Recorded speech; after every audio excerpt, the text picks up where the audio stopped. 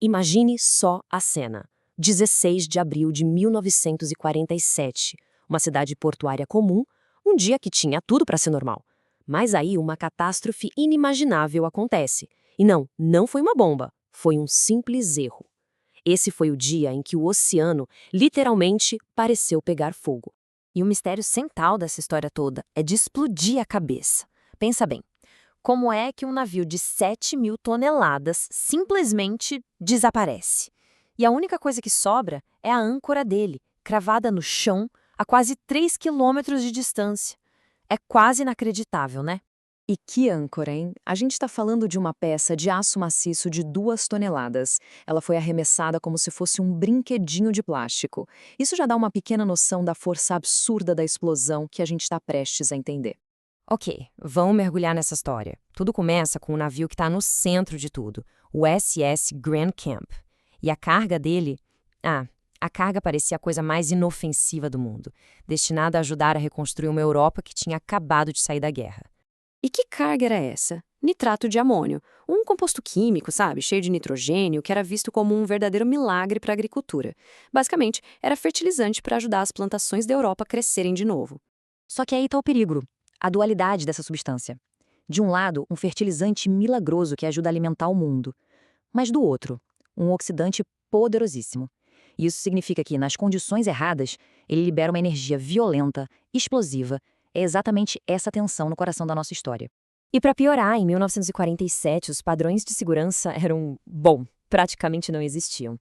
O nitrato de amônio vinha em sacos de papel, simples assim, sem nenhum aviso de explosivo ou inflamável. O rótulo só dizia fertilizante. Era manuseado de qualquer jeito, com os trabalhadores fumando ali do lado, como se fosse, farinha de trigo.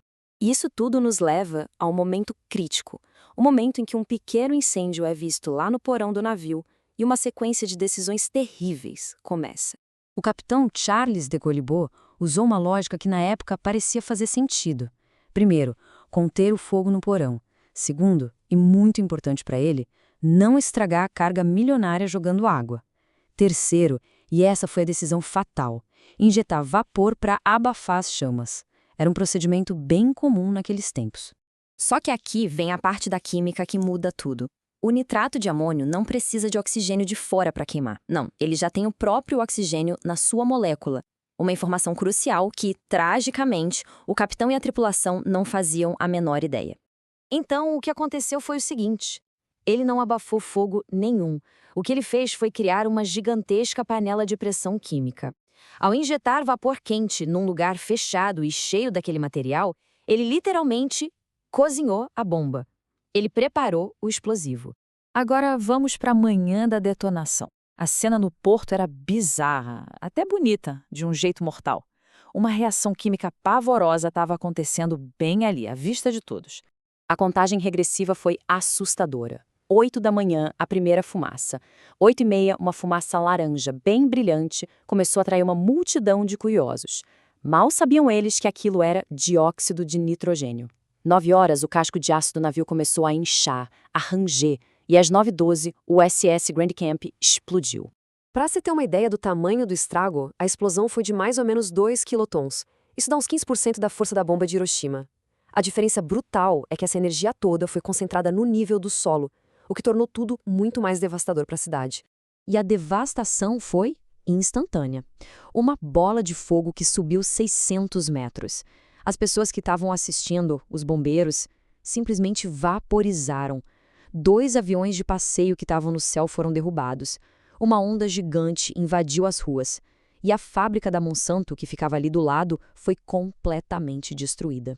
E quando parecia que nada podia piorar, percebeu-se que o terror ainda não tinha acabado. Aquele era só o intervalo. Havia outra ameaça, outra bomba relógio, e essa era talvez ainda mais perigosa. Ali perto estava outro navio, o SS High Flyer. Ele também carregava nitrato de amônio, umas 900 toneladas. E para deixar tudo pior, ele também tinha 2.000 toneladas de enxofre. Essa mistura é a receita para uma bomba incendiária, suja e terrivelmente instável. E ainda tentaram, de forma heróica, rebocar esse navio em chamas para longe. Mas não deu. A âncora dele ficou presa nos destroços da primeira explosão no fundo do mar. O navio estava literalmente acorrentado ao epicentro do desastre, e o tempo estava acabando. E isso nos leva às consequências, ao legado dessa tragédia toda. São lições que foram escritas com fogo e, como vamos ver, com muita negligência. O custo humano foi pavoroso. O número oficial é de 581 mortos, mas a verdade é que muitos corpos simplesmente desintegraram, nunca foram achados. Teve gente que só foi identificada por uma fivela de cinto por chaves derretidas no bolso, e mais de 4.000 pessoas ficaram feridas. O processo que veio depois, o caso Day-Lite contra os Estados Unidos, descobriu uma coisa absurda. O exército americano estava pegando explosivos de guerra que sobraram e reembalando como fertilizante, sem os avisos corretos. Foi essa a exposição na negligência do governo que forçou a criação de regras de segurança industrial muito mais rígidas. E é aqui que a história fica ainda mais relevante. Porque 73 anos depois, em Beirute, ela se repetiu de um jeito assustador. Mesmas quantidades de material, a mesma substância, armazenada do mesmo jeito irresponsável, com o mesmo resultado catastrófico. E o sinal, o aviso, era idêntico, aquela fumaça laranja avermelhada brilhante. A assinatura do dióxido de nitrogênio. Quem conhecia a história de Texas City e viu os vídeos de Beirute antes da explosão, sabia exatamente o que estava prestes a acontecer. Era um eco da história. No fim, fica uma lição fundamental da ciência. As leis da química, elas não negociam. Elas não se importam com a economia, com a pressa das pessoas. Se as condições para uma reação acontecer estão ali, ela vai acontecer. Ponto final. E isso nos deixa com a pergunta que ecoa até hoje. A história nos ensina, certo? Mas, será que a gente escuta?